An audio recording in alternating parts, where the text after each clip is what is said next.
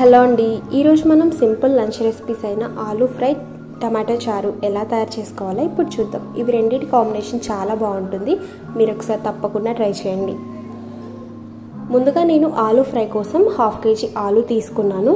వీటిని శుభ్రంగా కడిగి వాటర్ పోసుకొని ఒక 2 విజిల్స్ వచ్చేంత వరకు ఉడికించుకొని పక్కన పెట్టుకోవాలి. ఈ ఫ్రై మనకు చాలా టేస్టీగా ఉంటుంది. చారు కాంబినేషన్తో అయితే ఇంకా బాగుంటుంది. స్టవ్ వెలిగించుకొని ఒక 2 విజిల్స్ వచ్చేంత వరకు ఉడికించుకోవాలి. ఆ తర్వాత ఇది చల్లారాక ప్రెషర్ మొత్తం పోయాక మూత ఓపెన్ చేసుకోవాలి. ఇప్పుడు మనం చారు కోసం ఒక నిమ్మకాయ సైజ్ అంతా చింతపండు తీసుకొని నానబెట్టుకోవాలి.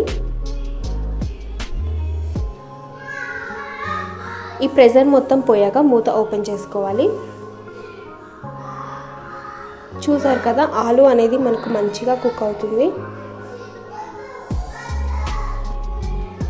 ఆ తర్వాత ఆలు మీద ఉన్న చెక్కు మొత్తాన్ని తీసేసుకొని చిన్న చిన్న ముక్కల్లాగా కట్ చేసుకోవాలి.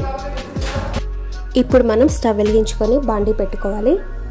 ఇందులో ఒక 5 నుంచి 6 టీ స్పూన్ల వరకు ఆయిల్ వేసుకోవాలి. ఆ తర్వాత ఇందులో కొంచెం జీలకర్ర, ఉల్లిపాయ ముక్కలు, పచ్చిమిర్చి ముక్కలు వేసుకొని వేయించుకోవాలి. ఈ ముక్కలు కొంచెం వేగిన తర్వాత ఇందులో మనం కొంచెం అల్లం వెల్లుల్లి పేస్ట్ అలాగే కొంచెం పసుపు వేసుకొని వేయించుకోవాలి. ఆ తర్వాత ఇందులో మనం కర్రీకి సరిపడా ఉప్పు, కారాన్ని వేసుకొని మొత్తాన్ని బాగా మిక్స్ చేసుకోవాలి. ఆ తర్వాత మనం ఇందులో ఆలు ముక్కలు వేసుకోవాలి.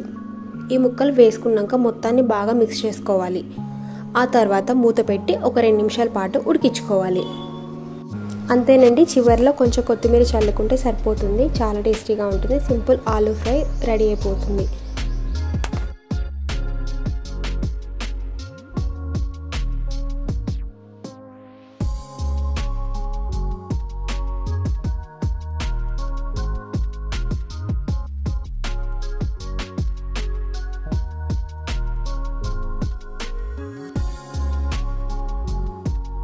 ఇప్పుడు మనం చారు ఎలా తయారు చేసుకోవాలో చూద్దాం.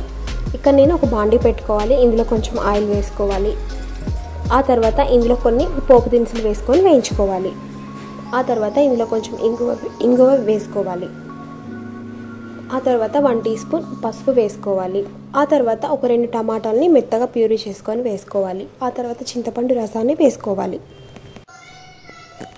రసాన్ని వేసుకోవాలి. ఆ తర్వాత మనకు చారుకు తగ్గట్లుగా వాటర్ ఎంత కావాలంటే అంత పోసుకొని మొత్తాన్ని బాగా మిక్స్ చేసుకోవాలి. ఉప్పు, కారం కూడా సరిపడే విధంగా వేసుకోవాలి.